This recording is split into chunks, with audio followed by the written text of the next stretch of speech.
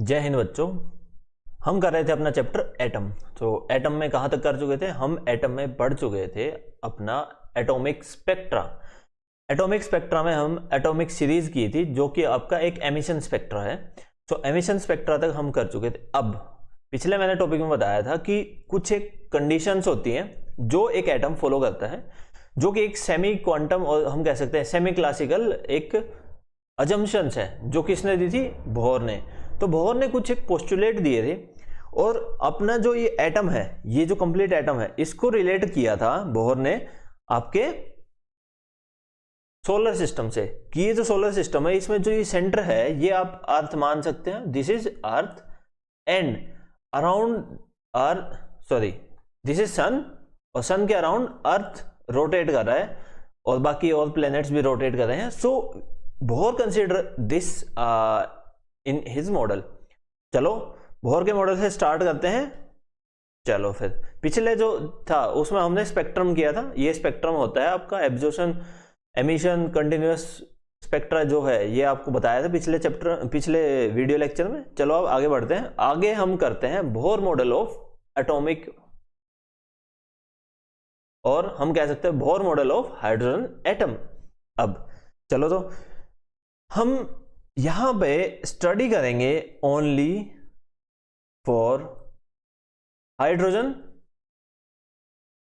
और hydrogen like atoms, means those atoms having one electron only. We will study our atom structure for only those hydrogen और hydrogen like atoms. अगर बेटा आपको लग रहा है कि मैं बहुत स्लो पढ़ाता हूं तो मैं सब बच्चों के लिए पढ़ाता हूं, आप फास्ट फॉरवर्ड कर सकते हो और आगे चल सकते हो, ठीक है। चलो फिर इसमें आ जाते हैं। फिर बोहर ने क्या माना कि जो आपका सोलर सिस्टम है और जो आपका एटम है दोनों को उन्होंने रिलेट किया।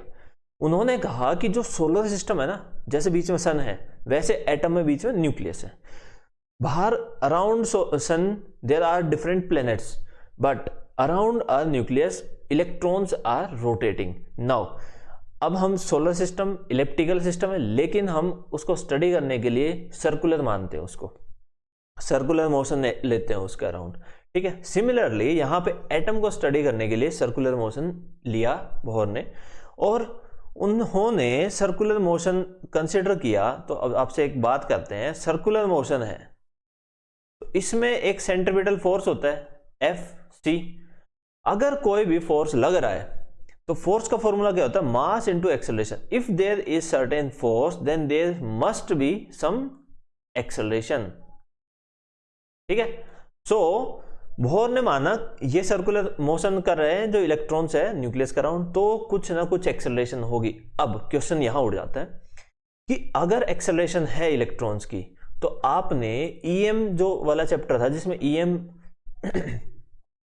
फील्ड जनरेट हुआ था, तो उस ईएम फील्ड जनरेशन का बहुत ही बेसिक कॉज है कि जो इलेक्ट्रॉन्स हैं दे आर एक्सेलरेटिंग, समझे। तो अगर ये इसमें रोटेट कर रहे हैं तो they must emit some EM rays, you can say rays और waves, you can say anything. तो ये जो इलेक्ट्रॉन्स हैं एक्सेलरेटिंग होने की वजह से ईएम रेज एमिट कर रहे हैं। अगर ये ईएम रेज एमिट कर रहे हैं तो ईएम जो रेज हैं उनकी कुछ एनर्जी होती है जो होती है एच न्यू, मतलब इलेक्ट्रॉन्स हर एक रोटेशन में, एक ऑर्बिट में अपनी एनर्जी लॉस कर रहे हैं। अगर ऐसा है तो इलेक्ट्रॉन्स को तो धीरे धीरे करके न्यूक्लियस पे आ जाना चाहिए, लेकिन क्या ऐसा होता है? नहीं। एटम्स जो होते हैं वो स्टेबल होते हैं, दिस इज अनस्टेबल, ठीक है।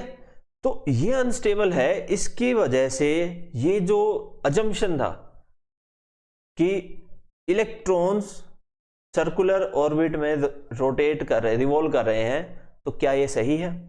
इसको बोहर ने बताया बाद में कि ये सही है। तो क्यों है? क्योंकि बोहर ने अपने 3 पोस्टुलेट दिए थे।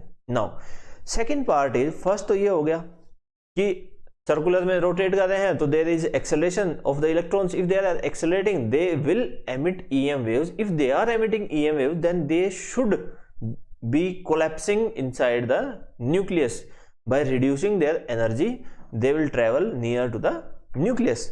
अब दूसरी चीज, ईएम वेव्स एमिट हो रही हैं, यहां से हमें पता चला ईएम वेव्स एमिट हो रही हैं, तो सेकंड कंडीशन आती है कि जो सर्कुलर मोशन है वो तो कंटिन्यूअस मोशन है। अगर कंटिन्यूअस मोशन है तो आपने 11th क्लास में पढ़ा होगा, सर्कुलर मोशन जो होता है वो कंटिन्यूअस होता है, तो सारी फ्रीक्वेंसीज उसमें लाई कर सकती है। Means there should be each and every frequency available in circular motion, means there should be a continuous spectra we must get. Continuous spectra का मतलब है, आप जैसे पीछे स्पेक्ट्रा पढ़ा था उसमें क्या था कि एक वेवलेंथ यहां पे एमिट हुई है, इसके जस्ट बगल वाली नहीं हुई, लेकिन कुछ टाइम बाद यहां पे वेवलेंथ जो है वो एब्जॉर्ब करी या एमिट करी, फिर नहीं हुई, फिर यहां पे एब्जॉर्ब करी या एमिट करी, ठीक है। तो ये कंटिन्यूअस स्पेक्ट्रा नहीं है, ये डिस्क्रीट है, एक वैल्यू यहां, एक वैल्यू यहां, एक वैल्यू यहां, ठीक।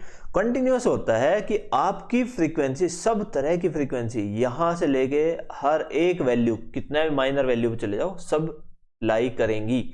सो अगर यहां पे ये माना है सर्कुलर मोशन तो एक्सेलरेटिंग है तो ईएम वेव एमिट होगा। अगर ईएम वेव एमिट होगा तो सर्कुलर मोशन होने की वजह से, बेटा स्लो कर लेना अगर आपको समझ नहीं आया, सर्कुलर मोशन होने की वजह से सारी फ्रीक्वेंसी एमिट होनी चाहिए, means the spectra we will get must be continuous. लेकिन ये दोनों कंडीशन नहीं होती है, ये कंडीशन नहीं होती है तो बोहर ने अपने पोस्टुलेट दिए। पोस्टुलेट में उन्होंने बताया कि क्या कुछ होता है, कि क्यों ये जो है एटम ये स्टेबल रहता है, क्यों ये जो इलेक्ट्रॉन्स हैं ये कंटिन्यूअस स्पेक्ट्रा नहीं शो करते, डिस्क्रीट स्पेक्ट्रा ही क्यों शो करते हैं, यही हम बोहर के पोस्टुलेट में पढ़ेंगे। चलो बोहर मॉडल को पहले बेसिक सा लिख लेते हैं, उसके बाद समझेंगे। ये देखो, ये बोहर का जो पोस्टुलेट है, ये सेकंड पोस्टुलेट थर्ड पोस्टुलेट बताता है कि अगर किसी ऑर्बिट से एक इलेक्ट्रॉन नीचे दूसरी ऑर्बिट पे आया है तो there will be some emission of are waves, तो वेव्स एमिट होंगी, ठीक है। उस एमिटेड वेव्स की कुछ फ्रीक्वेंसी होगी और उन दोनों की कुछ एनर्जी होगी, ये हम पढ़ेंगे अगले पोस्टुलेट में, ठीक है। तो ये बहुत बेसिक है। और बोहर ने बताया था कि डिफरेंट एन जो है वो आपकी ऑर्बिट्स है, n = 1, n = 2, n = 3, और इसको क्वांटम में बोल देते हैं quantum number, principal quantum number, ठीक है। ये हम पढ़ेंगे अब थोड़ी देर बाद में। चलो फिर यहां पर स्टार्ट करते हैं, जो बोहर ने कहा था उसको लिखते हैं कि बोहर ने क्या बताया था। चलो तो स्टार्ट करते हैं हम। Bohr relates the motion of electrons to the motion of solar system as the earth rotates around sun with gravitational force between earth and sun. Similarly, electrons rotate around nucleus due to Coulomb's force of attraction. Now, main question that arises is, first, in circular motion there is centripetal force acting on the particle. If there is any force, then from Newton's second law, we can say that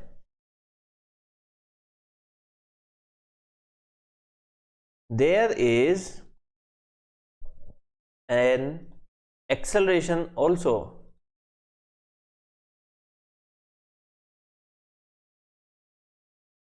From theory of EM waves, the accelerating particle must emit EM waves, that is losing their energy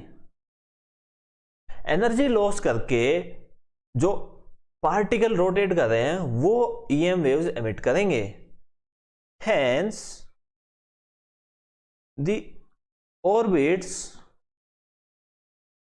can't be stable and the electron travels in spiral path and moves toward the nucleus. Means यहां पे nucleus है तो जो electrons है वो धीरे धीरे धीरे धीरे इसके तरफ आएंगे, न्यूक्लियस की तरफ. ठीक है, ये आपका फर्स्ट क्वेश्चन है, इसको नोट डाउन कर लीजिए. मैं इस सबको इरेज कर रहा हूं और सेकंड पॉइंटर लिखता हूं. Second pointer is that according to classical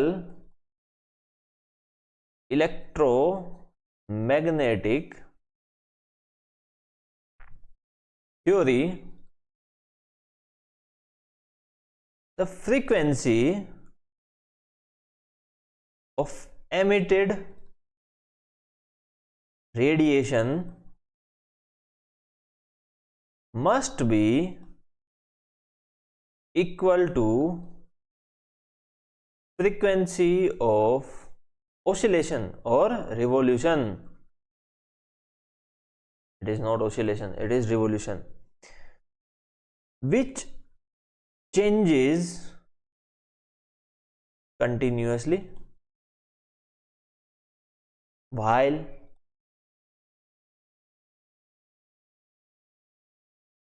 spiraling towards center.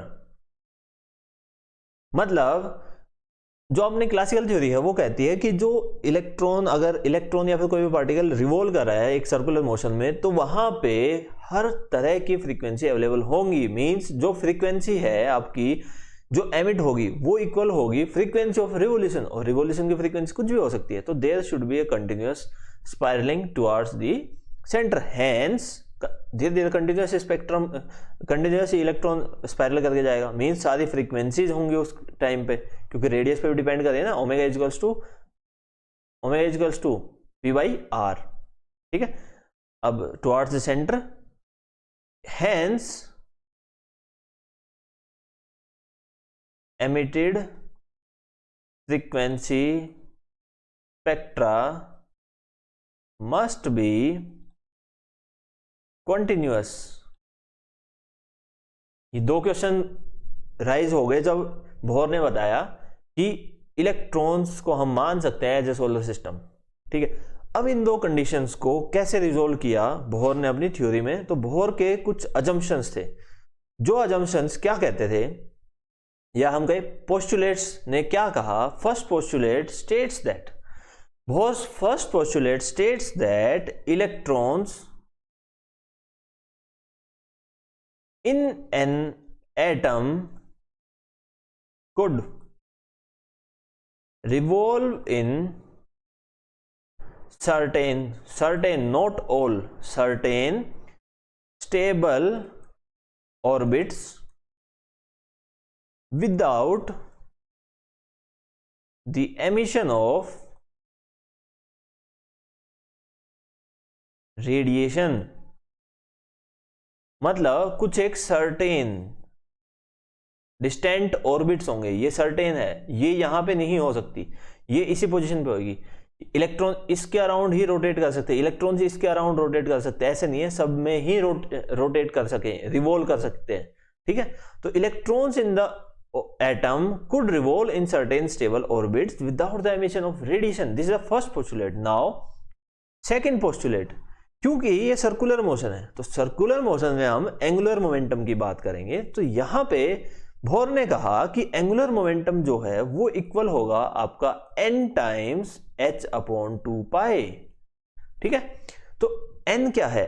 n can be 1 2 3 and so on. n is orbital number और ऑर्बिट नंबर, और क्वांटम में हम कहेंगे प्रिंसिपल क्वांटम नंबर। तो सेकेंड पोस्टुलेट में कहा the electrons revolve around the nucleus only in those orbits for which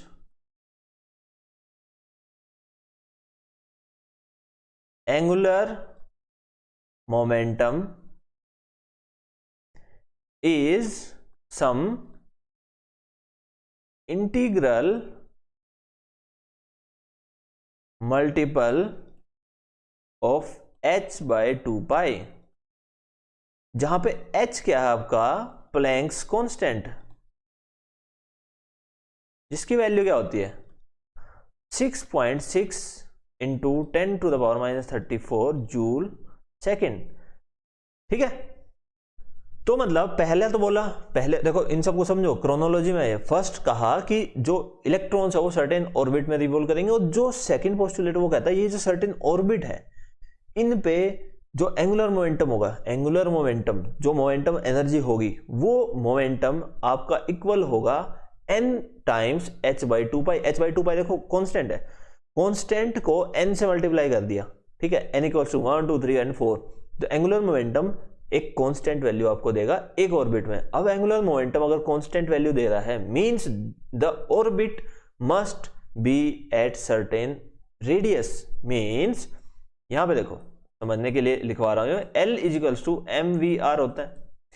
अगर ये कांस्टेंट है, ठीक है, ये कांस्टेंट है, मास कांस्टेंट है, तो रेडियस जो है वो आपकी इसको कांस्टेंट रखने के लिए रेडियस को कांस्टेंट होना पड़ेगा, जब वेलोसिटी को भी हम कांस्टेंट माने, क्योंकि एक ऑर्बिट में अगर रोटेट करें तो वेलोसिटी कांस्टेंट होगी आपकी। तो इस कंप्लीट को कांस्टेंट कर दिया nh/2π बोल के, ठीक है। अब जो थर्ड पोस्टुलेट है वो बहुत इंपॉर्टेंट पोस्टुलेट है, जो आपको कहता है it states that an electron might, electron जो है वो जंप कर सकता है, make a transition from one of its specified non radiant, means कोई भी एक जो स्टेबल ऑर्बिट है, जो स्पेसिफाइड स्पेशल ये ऑर्बिट है उससे, क्योंकि एक ऑर्बिट में तो कोई वो नहीं करेगा EM वेव, वो नहीं करेगा एमिट, तो specified non radiant orbits to another, लेकिन एक से अगर दूसरी में जंप करेगा of lower energy, lower energy, when it does so, अगर ऐसा करता है फोटोन एमिट होगा, a photon is emitted having energy equal to the energy difference between two orbits। ठीक है, और जो ये एनर्जी डिफरेंस है ये आपका होगा del E equals to H nu. ठीक है, एनर्जी सेकंड में, एनर्जी फर्स्ट में, तो दोनों की जो एनर्जी होगी उनका जो डिफरेंस होगा वो H Planck's constant new frequency. अब ये फ्रीक्वेंसी है एक फोटोन की, तो जो फोटोन एमिट होगा वो ऐसे एमिट होगा। इस सबको राइट डाउन कर लीजिए, मैं इसको इरेज कर रहा हूं। नाउ जो डेल ई है वो होगा एच न्यू। अब देखो ये यहां से कोई भी एक ऑर्बिट से, ये ऑर्बिट मान लेते, यहां से इलेक्ट्रॉन जंप किया इस ऑर्बिट में, तो ये आपकी हो गई 1 2 3 4, तो E5 से E1 में जंप किया, so E5 minus E1 is equals to H nu. अब E5 कैसे निकाल सकते हो? आपको ये फॉर्मूला बताया था, 1 minus N final square minus 1 upon N initial square. यहां से आपको लैम्डा बार पता चल जाएगा।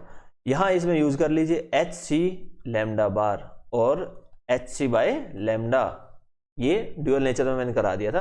तो यहां से E5 की वैल्यू आ जाएगी, E1 की वैल्यू आ जाएगी, या फिर इसकी और भी वैल्यूज होती हैं जो कि आपका एक फॉर्मूला होता है जो आप हायर स्टडीज में पढ़ोगे, N square pi square H cut square upon 2me, ऐसा कुछ फॉर्मूला होता है। ठीक है, यहां से भी आप एनर्जी निकाल सकते हो E5 की। ठीक है, तो उम्मीद है ये समझ आ गया हो। तो एक जो फोटोन एमिट होगा उसकी न्यू फ्रीक्वेंसी से वो एमिट होगा अगर दो ऑर्बिट से। अगर यही सेकंड से फर्स्ट में फॉल करता है तो E2 minus E1 is equals to H nu. अब आप कहोगे सर ये न्यू तो सेम है, नहीं, इनकी वैल्यू डिफरेंट होगी, ये बस नोटेशन है। इसको न्यू 1 भी कह सकते हो, न्यू 5 कह सकते हो क्योंकि 5 से आया, ये न्यू 2 भी कह सकते हो क्योंकि 2 से आया, तो frequency difference will be there. अब यहां से क्या पता चला, L equals to M V R second postulate N H upon 2 pi. एक तो ये फॉर्मूला आया, सेकेंड फॉर्मूला आया E2 minus E1 is equals to H nu. ये दो फॉर्मूले हमें बोहर पोस्टुलेट ने दिए हैं। ठीक है, अगर ये समझ आ गया है थम्स अप कर दीजिए। फिर हम जानते हैं कि बोहर ने ये सब करने के लिए क्या अजम्पशन माने थे। तो there are 2 assumption that Bohr considered while giving this model, और उन अजम्पशंस में से फर्स्ट अजम्पशन है कि the electrons are revolving in circular orbits. Circular orbits में रिवॉल्व करते हैं, लेकिन एक्चुअली में क्या होता है, एक्चुअली में एक मॉडल दिया था सोमरफील्ड ने, SOMER फील्ड मॉडल, जिसमें जो एक्चुअल मॉडल था उसमें इलिप्टिकल माना था, ELIP इलिप्टिकल ऑर्बिट्स माना था। ठीक है, तो इलिप्टिकल ऑर्बिट्स मान के इसको सोल्व कर सकते हैं जो सोमरफील्ड ने किया था, लेकिन बोहर ने क्या माना था, circular orbits. So the first assumption is that the electrons are revolving in circular orbits.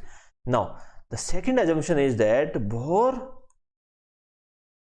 have considered only semi classical model. Semi classical क्यों? क्योंकि ना ही इसमें आपने माना कि कोई श्रोडिंगर इक्वेशन होगी जो आपके क्वांटम में आती है, ना ही क्लासिकल मॉडल में, देखो ये हो गया क्वांटम मॉडल जहां पे श्रोडिंगर वेव इक्वेशन आती है, और क्लासिकल मॉडल में इलेक्ट्रॉन्स को आपने हैवी मास पार्टिकल मान के और फिर करते हैं, या फिर प्लैंक्स कांस्टेंट का कोई यूज नहीं होता है। तो ये जो अप्रोच बोहर ने ली थी ये सेमी क्लासिकल थी, मींस इसमें कुछ एक पार्ट आपका क्वांटम मैकेनिक्स का था, प्लैंक्स कांस्टेंट, डी ब्रोगली जो वेवलेंथ हम लेते हैं वो, तो कुछ एक हमने सेमी क्वांटम की चीजें ली, कुछ एक क्लासिकल की ली, दोनों कंबाइन किया, बोहर ने अपना मॉडल दे दिया। उम्मीद है आपको ये समझ आ गया हो। ये समझ आ गया, नहीं आया तो कमेंट सेक्शन में बताइए। कोई भी इस वीडियो में आपको सजेशन लगे तो कमेंट सेक्शन में बताइए, क्योंकि इससे पहले मैं PPT बना के देता था, अभी मैंने नॉर्मली एक बोर्ड लेके पढ़ाना शुरू किया। ठीक है, चलो फिर उम्मीद है आपको समझ आ गया। Let us meet in the next video lecture. Till then take care and be happy. Bye bye.